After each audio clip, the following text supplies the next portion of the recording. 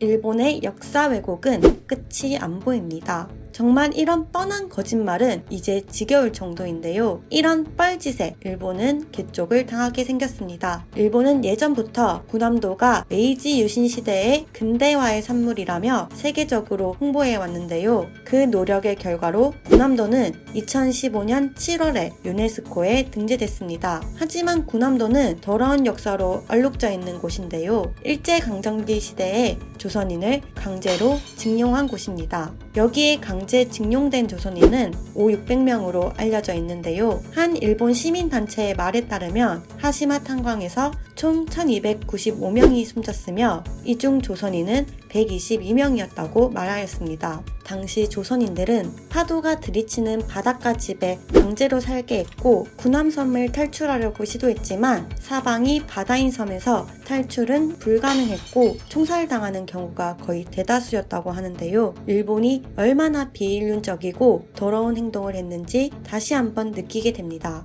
일본은 이러한 사실을 감춘 채 군함도를 유네스코에 등재하려고 했으나 대한민국의 항의로 결국 일본은 조선인 강제노역 등을 인정하면서 일본의 메이지 산업혁명 유산에 포함하여 유네스코에 등재한 것입니다. 하지만 개버릇 남못 주는 일본은 역시나 우리나라의 뒤통수를 때렸는데요. 일본 정부는 조선 강제징병 인정을 forced work이라고 표현했는데요. 유네스코에 등재되자마자 이 단어의 뜻은 강제징용이 아니라 일하게 됐다는 뜻이라며 말장난을 한 것입니다. 이것을 본 한국 네티즌들은 등록되니까 바로 뒤통수 치냐? 외놈답다. 징용이 아니다. 총은 들이댔으나 협박은 안 했다. 말이야 막걸리야. 화산, 지진, 쓰나미가 괜히 들이닥치는 게 아니란다 등 분노를 보였습니다. 그리고 이것도 모자라 한국 사람들은 거짓말을 한다고 유튜브를 만들거나 당시의 조선인을 귀여워해줬다며 사과는커녕 역사 왜곡과 조롱거리로 만드는 행동을 보여줬는데요. 선을 넘은 일본의 행동에 유네스코마저도 한국과의 약속을 지키라며 명령을 했습니다. 하지만 일본은 유네스코를 무시한 채 조선인 징용공의 검증 컨퍼런스라는 영상을 올리는 등 더욱더 까불어댔습니다. 결국 일본의 행동에 멘탈이 붕괴된 유네스코는 7월 12일 일본에 핵을 투하했습니다. 일본이 세계유산위원회에 관련 결정문을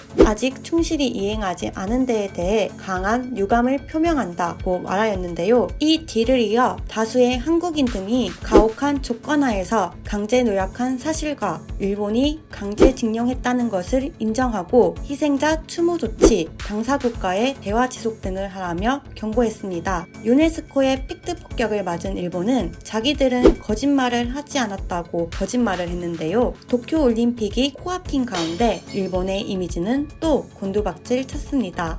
코로나와 올림픽 그리고 방사능까지 충분히 지친 일본은 역사 왜곡까지 더해지며 숨을 못 쉬고 있습니다. 여기까지 레드튜브였습니다. 좋은 하루 보내시고 다음에 다시 뵙겠습니다.